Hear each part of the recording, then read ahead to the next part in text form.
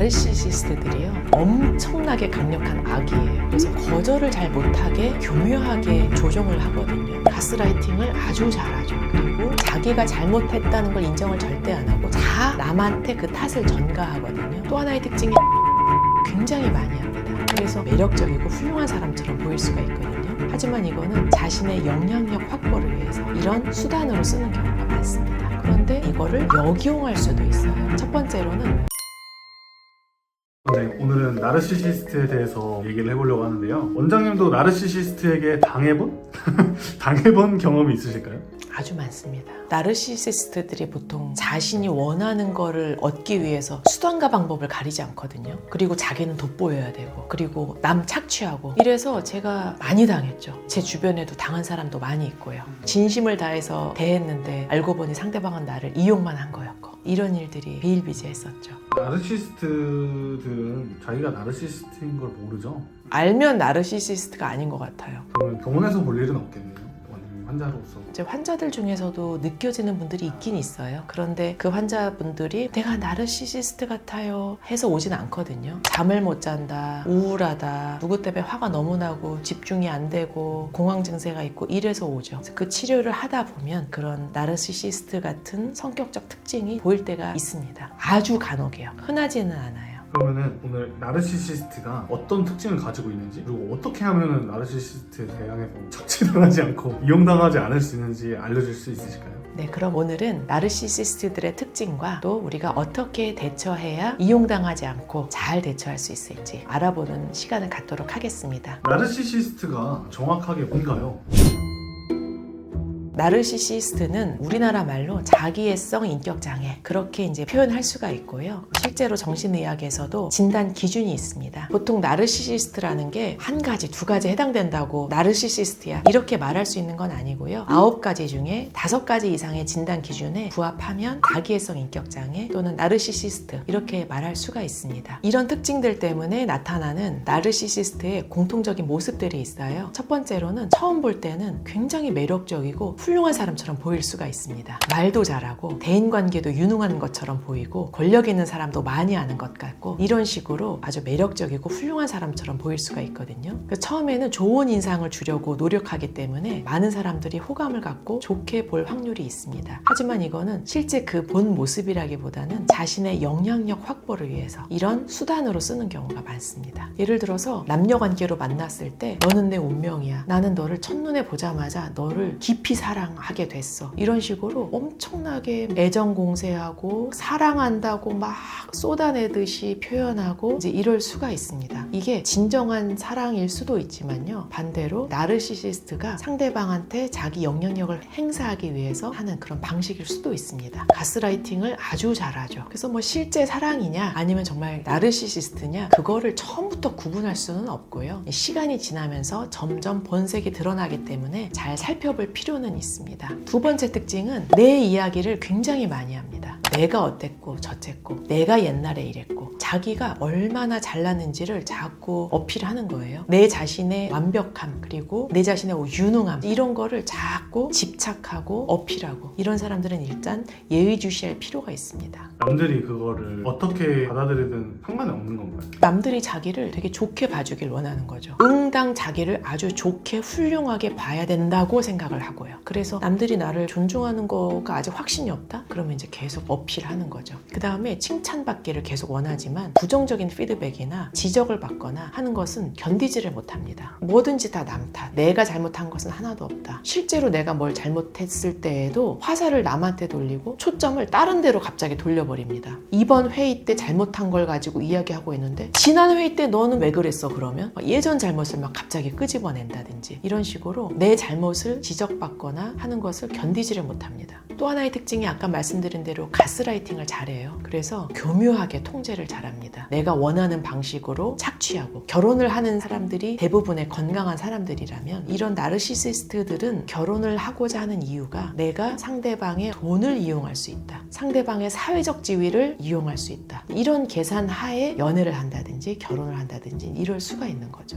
이렇게 내가 가스라이팅해서 내가 원하는 것을 착취하기가 쉽다. 이러면 이제 결혼까지 최대한 하려고 조정을 하는 거죠. 친구 사이에서도 남 나는 되게 진심을 다해서 조언도 해주고 내가 최대한 밥도 많이 사고 내 시간도 많이 드리고 이런 친구 관계에서 알고 보니 그 친구는 밥 얻어먹을 때만 연락하고 자신이 힘들 때만 연락해서 감정 쓰레기통처럼 막 쏟아내고 내가 힘들 때 전화하면 전화도 안 받는다든지 나르시시스트가 친구이면 이런 식으로 당하기도 합니다. 그러면 현실에서 나르시시스트들을 만나면 어떻게 대처하면 좀 좋을까요?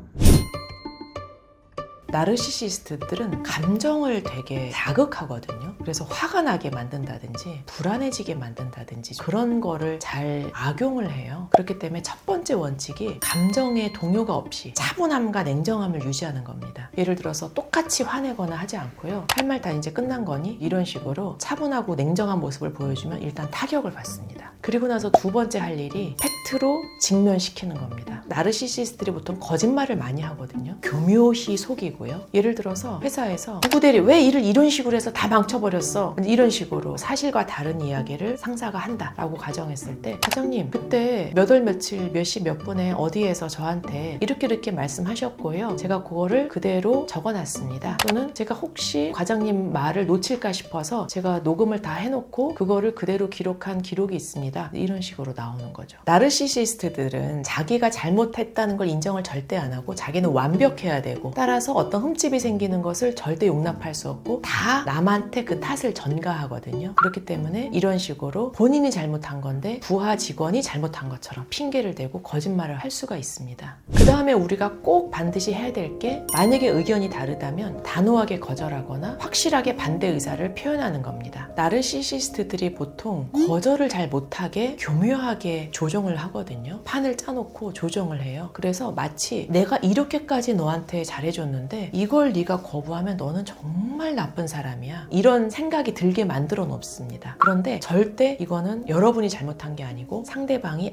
아주 안 좋게 판을 짜놓은 거거든요. 그래서 거기에 걸려들지 말고 이건 아니다 싶으면 저는 안 하겠습니다. 저는 그렇게 생각하지 않습니다. 이런 식으로 정확하고 명확하게 자신의 의견을 표현을 해야 됩니다. 그렇게 하면 나르시시스트들이 자신이 원하는 거는 남들의 칭송과 동의와 복종과 찬사와 이걸 원하거든요. 그런데 그거를 이 사람한테만 가면 늘 못 얻는 거예요. 아무리 해도 내가 얻을 수 있는 걸 얻을 수가 없으면 이 사람과 교류하지 않습니다. 내가 막 잘난 척 했는데 관심이 없고 내가 막 지적했는데 따박따박 근거 대가면서 반대를 하고 이러면은 이제 안 만나고 싶고 얘기 안 하고 싶겠죠. 그게 이제 가장 좋은 대처 방법입니다. 먹잇감이 되지 말라는 것이죠. 부가적으로 가끔 가다가 이거를 역이용할 수도 있어요. 예를 들어 나르시시스트들은 자신이 굉장히 유능하다, 완벽하다 이제 이런 걸 자꾸 증명하고 싶어 하거든요. 그런데 실제로 그런 모습일 수가 없어요. 나르시시스트들은 정말 유능하고 정말 완벽한 사람들은 절대 그렇게 드러내지 않거든요. 남들이 알아주길 바라지 않아요. 왜냐면 그러지 않아도 나는 완벽하니까. 나르시시스트들은 보통 문제점이 많고 부족한 게 많기 때문에 자꾸 그렇게 어필하는 거거든요.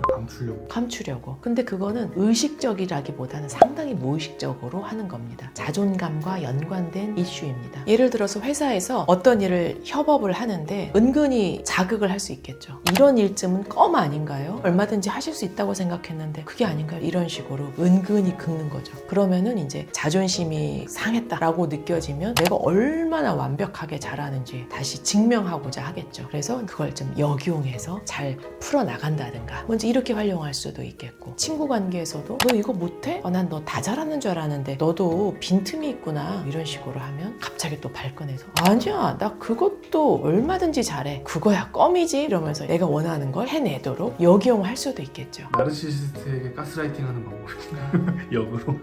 나르시시스트의 가스라이팅을 하는 방법이기도 하겠지만 수월하진 않기 때문에 1, 2, 3으로 나르시시스트들이요 보통 강력한 악이 아닙니다. 엄청나게 강력한 악이에요. 제가 이렇게 대처 방법을 일단 말씀을 드렸지만 사실 가장 중요한 대원칙은 여러분들이 상처받지 않게 스스로를 보호하는 게 무조건 원칙입니다. 내가 아무리 이렇게도 말해보고 저렇게도 대처해보고 나도 한번 역이용해보려고 해도 내가 상처를 받고 내가 그것 때문에 너무 우울하고 내가 그것 때문에 너무 불안하고 힘들면 그냥 다 안 하시고 무조건 피한다든지 관계를 끊는다든지 이렇게 자기 보호하시는 게 일단 1순위입니다. 그렇게 해도 너무 힘들면 가까운 정신건강의학과 전문의의 상담을 받아보시는 것을 추천드립니다.